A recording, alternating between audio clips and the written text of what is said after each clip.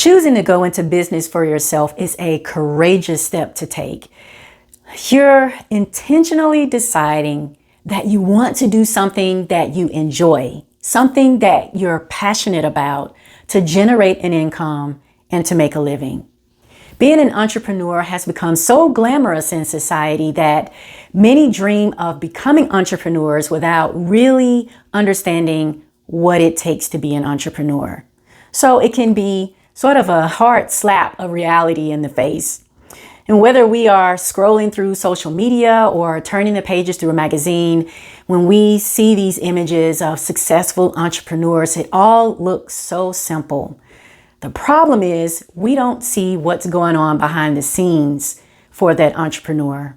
We don't see those moments where the person has to roll out of bed early next to their cozy partner to show up at a meeting or to show up at an event early in the morning. We don't see those moments where they have to figure out how to renegotiate with a business partner or to settle a conflict between two employees or between themselves and an employee.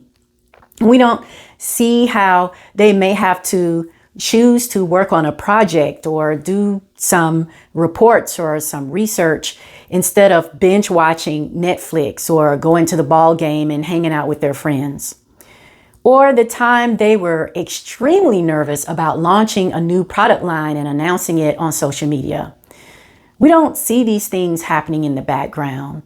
All we see is a big smile of a winner. Well, on this channel here at Unlimited for Life Coaching, we talk about emotional intelligence and mindfulness for success on your own terms. And in this video, I am going to be sharing how you can apply emotional intelligence and mindfulness to business. So if you are interested in becoming an entrepreneur, or if you are already an entrepreneur, you can always use these tools to help yourself achieve the success that you dream of. So we're going to dive into some EQ and mindfulness for entrepreneurs. And I'm going to touch on 3 areas where EQ and mindfulness can support you in achieving entrepreneurial success. But in this video, I'm going to touch on one of the 3. So stay tuned for the next videos and let's go ahead and dive into number 1.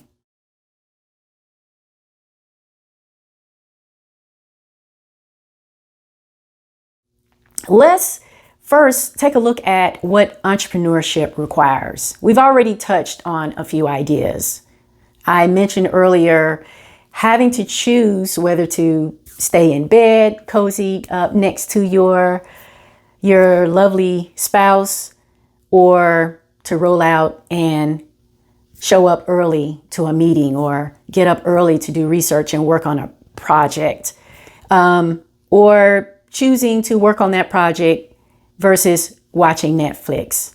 So we all recognize this behavior as what we call self-discipline. And behind that self-discipline, there are 2 requirements. The first one is attention, and the second is motivation. Now, don't click off, because we are talking about emotional intelligence and mindfulness in respect to these 2 concepts. You may say, I already know what attention is. I already know what motivation is. But these are some areas where if we can focus in on, we can really start to achieve the goals that we want to accomplish. So one thing that we can do is look at attention as self-discipline of the mind. Self-discipline of the mind. And this is where mindfulness meditation can be very helpful. You can learn to build endurance of your mental and emotional muscle by being aware of where you are placing your attention.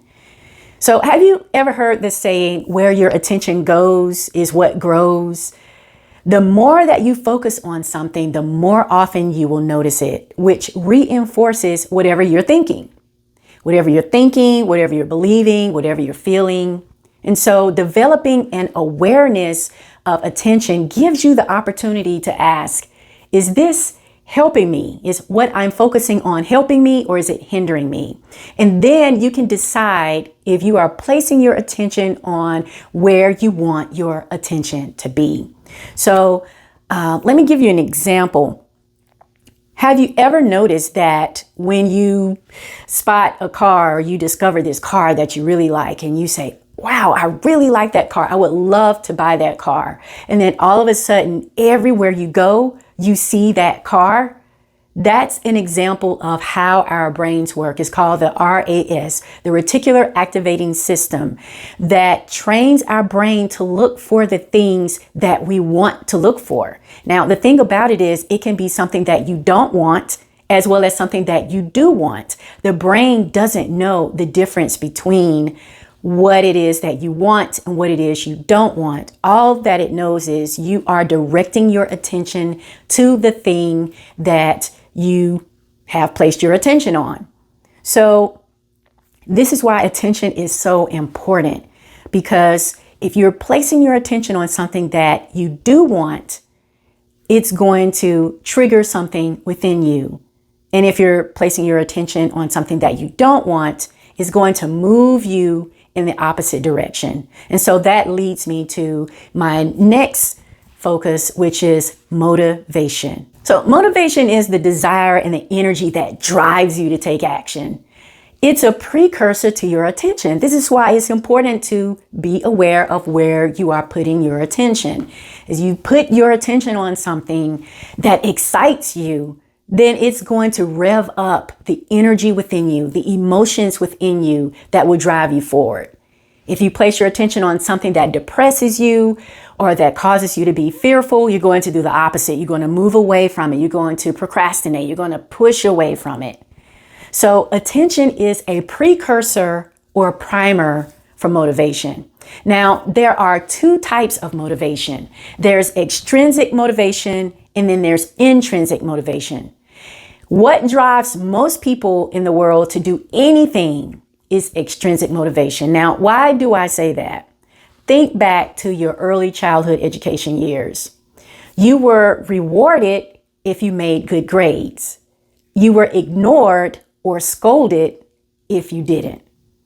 When the teacher called on you and you got the answer right, what did she do? Very good. She validated you. And if you got the answer wrong, either you were shamed or laughed at.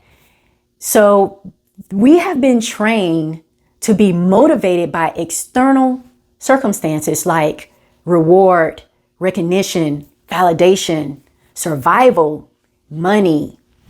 But as an entrepreneur, that's not going to work so well, because in entrepreneurship, it takes endurance to achieve things, anything. But if you're looking for recognition and you're looking for a sale, you're trying to get that contract, those external things require a lot of energy and it takes time. So if you're relying on external factors outside of you to motivate you, you're going to lose energy. You're going to lose traction in achieving that goal. And so emotions equals energy in motion. What do you want to do? You want to be driven by an intrinsic motivation, a motivation that comes from inside of you versus something outside of you, because that is something that you can control. You can't control external factors, but you can control the internal. And this is where the emotional intelligence again comes into play. Now, if you were to think about your favorite actor or actress or your ball player or any celebrity, or even the people in your environment who are successful, think about what drives them. What have you heard them say? What drives them to success? More than likely, it's going to be something that is internal. It might be a personal value, like, believing in protecting children. So that value may be safety. It might be an external, or it might be a cause like voting rights, having the right to vote and have your voice be heard. If you think about somebody like Kobe Bryant, he was just passionate about basketball, but I think he was even more passionate about overcoming some of the shortcomings of his physical body in order to shoot those basketball goals and make those scores. That was his fuel and his motivation. And so emotions drive us into motivation. So when we are going after goals as entrepreneurs, we can turn inward and discover what are the values, what are the things that motivate me from the inside. And at 6 Seconds Emotional Intelligence Network, we connect these values and these causes to what we call a noble goal. A noble goal is something that comes from within you that affects the larger whole outside of you. And it's something that you strive to live on a daily basis.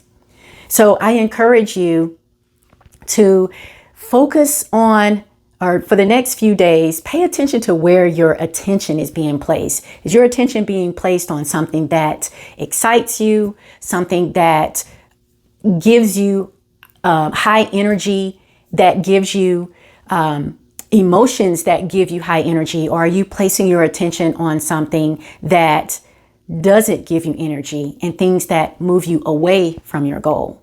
And second of all, what motivates you from within?